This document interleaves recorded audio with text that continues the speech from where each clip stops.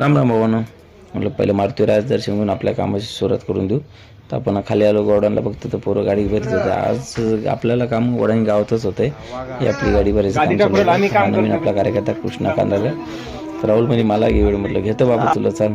तर आम्ही तिघं जण गाडी भरून पुढे निघालो होतो. बाकीचे पोरं बाईकवर येत होते. काही बाईकची आज गरज अशी की मला पुढं दुसऱ्या कामावर यायचं. तर आपण आलेलो आहे नामदेव महाराजांच्या इथं.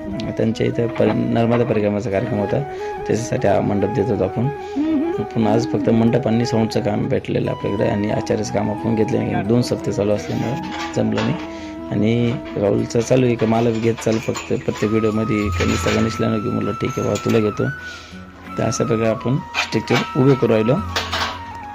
स्ट्रक्चर उभे करून आपल्याला निघू आता मेंढी गावाकडं. आपल्या मेंढी जायचं कारण असं की आपल्याला आज 120 किलोची खिचडी बनवायची होती आणि त्याच्यानंतर मेंढी बनवायची होती. इकडे खिचडी सुरुवात केली तर म्हटलं दे बाबा पळा आपल्याकडं खिचडी. मी हलवी तर मग अशा प्रकारे आपण खिचडी हलवायला सुरुवात केली. म्हटलं नको त्याच्यावर लोड परत, कारण की बुंदी पण काढायची आपल्याला.